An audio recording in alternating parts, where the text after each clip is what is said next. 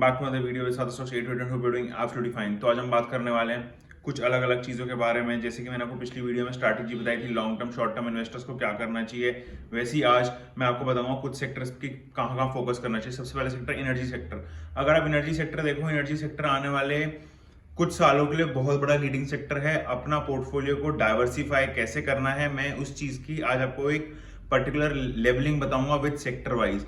जितनी भी मैंने रिसर्च करी है कुछ महीनों से, तो मेरे को ये चीज़ निकल के आई है कि हमको अपना portfolio minimum to minimum 6 sector में डाइवर्सिफाई कर लेना चाहिए और फिर हमें उसको जो भी लॉन्ग टर्म है उतना ज़्यादा ट्रेड करके देखना चाहिए। सबसे पहली चीज़, कुछ सेक्टर्स ऐसे हैं जो है केमिकल सेक्टर, हमारा एनर्जी सेक्टर, बैंकिंग सेक्टर, हमारा रेलवे सेक्टर, हमारा आईटी सेक्टर। तो ये कुछ सेक्टर्स हैं जहां पे आपको डाइवर्सिफाई करना चाहिए। मैंने आपको पिछली 3 वीडियो में ये चीज बताई है कि अगर आप कोई स्टॉक ले रहे हैं मार्केट में और अगर आपको अनसर्टेनिटी या रिस्क दिख रहा है आता हुआ, तो लीडर्स पे फोकस करिए। अगर आपके पास लीडर्स हैं तो लीडर्स उन सेक्टर्स को मेंटेन करते हैं एक पर्टिकुलर रेंज में। अगर आप वो रेंज में पर्टिकुलर उन्हें हैंडल कर पा रहे हैं तो आपका पोर्टफोलियो बहुत अच्छी तरीके से डाइवर्सिफाई होगा। अपने पोर्टफोलियो को बल्किंग मत करिए। बहुत लोग क्या होता है, एक ही सेक्टर के 10 स्टॉक लेके बैठ जाते हैं लेकिन उससे कोई रिटर्न निकल के नहीं आता, बिकॉज आपकी क्वांटिटी अलग अलग चीजों में डाइवर्सिफाई हो जाती है। तो इसके लिए आपको क्या करना है, आपको हर सेक्टर में से 4 से 5 स्टॉक लेने हैं और उनको क्वांटिटी वाइज डिवाइड कर लेना है। जो भी आपकी कैपिटल है आप उसमें इन्वेस्ट करना चाह रहे हैं। इससे क्या पता होता है कि जो हमारा पोर्टफोलियो है वो इजी टू रिस्क मैनेज है और इजी टू डेवलप है। तो जब ये चीज होती है तो ये चीज बन के निकलती है कि मार्केट किस तरीके से ट्रेंड पे फोकस कर रहा है। अगर आप निफ्टी देखें, निफ्टी ब्रेकआउट लेवल पे खड़ा हुआ है और निफ्टी मेरे को लगता है दिसंबर में ऑल टाइम हाई तोड़ेगा। जब निफ्टी दिसंबर में ऑल टाइम हाई तोड़ेगा, सेक्टर्स बहुत अच्छी तरीके से ट्रेड होते हुए दिखाई देंगे। तो आपके पास ये टाइम है जहां पे आपको स्ट्रैटेजाइज करना चाहिए नवंबर के सेकेंड थर्ड वीक में, और आपको एक पर्टिकुलर कंक्लूजन पे लेके आना पड़ेगा। जब आप उसके पर्टिकुलर कंक्लूजन पे लेके आओगे, आपको एक बात समझ में आएगी कि जो मेरा पोर्टफोलियो जो इतना बल्क में था वो आज इतने पे डाइवर्सिफाइड है with particular number of capital जो मेरे को इसमें इन्वेस्ट करना है। तो मार्केट के पीछे दौड़ने से कुछ नहीं मिलता, मार्केट को पकड़ के रखना होता है और मार्केट को पकड़ने के बाद आपको ये चीज देखनी पड़ती है कि मेरे में कितनी इंटरनल कैपेसिटी है किसी चीज को होल्ड करने की। अगर आप इंटरनली किसी कैपेसिटी को होल्ड कर पाते हैं पोर्टफोलियो के लिए, आप लॉन्ग टर्म गेम खेल सकते हैं। इंडिया एज इन होल का अगर मैं आपको ट्रेंड बता दूं तो इंडिया एक डेवलपिंग नेशन है। इंडिया में जो ट्रेड आ रहे हैं वो अपॉर्चुनिटीज मिस मत करिए। इंडिया की हर एक अपॉर्चुनिटी मार्केट को लेकर बहुत मायने रखती है।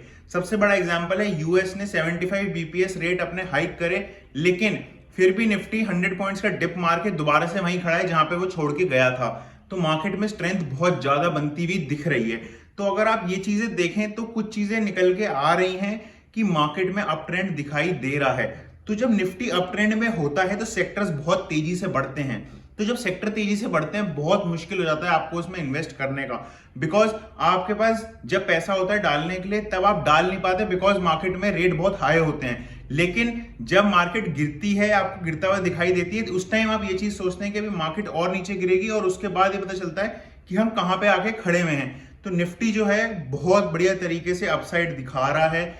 सारे फेस्टिवल्स डाउनसाइड हो गए हैं। अब जो भी है next year buying coming up, जितना भी क्लोजिंग है वो सब चल रही है। तो ये चीज अभी के लिए है कि आपको अपॉर्चुनिटी पकड़ के इसको गेम खेलना पड़ेगा। अगर आप ये गेम खेल गए, पोर्टफोलियो बहुत अच्छी तरीके से मैनेज हो जाएगा।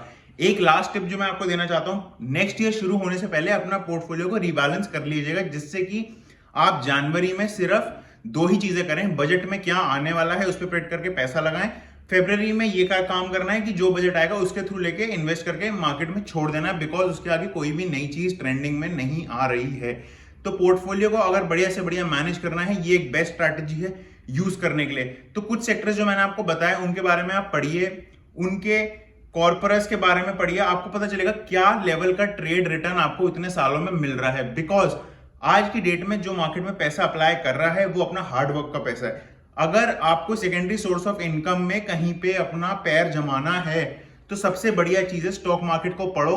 जो बंदा स्टॉक मार्केट पढ़ लेता है उसको हर चीज एक लेवल पे क्लियर हो जाता है, बिकॉज स्टॉक मार्केट में कुछ भी इकोनॉमिक्स में हो रहा है, कुछ भी बाहर हो रहा है, स्टॉक मार्केट में इंपैक्ट होता है और चार्ट पे होता है।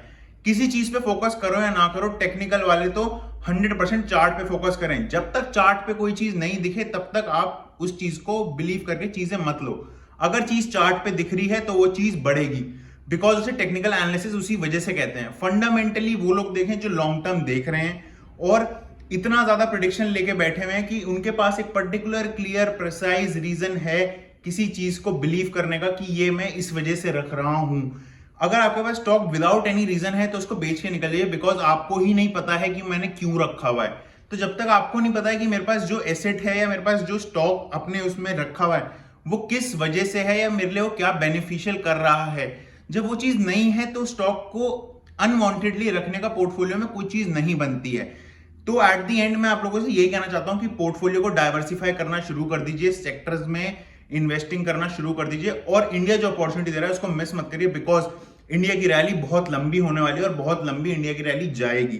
तो ये टाइम है, आपको फिर ऐसा ना लगे कि मेरे को पहले काट लेना चाहिए, अब मैं काट रहा हूं तो मेरे को इतना लॉस हो रहा है। बिकॉज एक टेंडेंसी होती है हमारे ह्यूमन साइकोलॉजी में कि जब तक रिस्क दिखता नहीं है तब तक हम लोग रिस्क लेते नहीं है।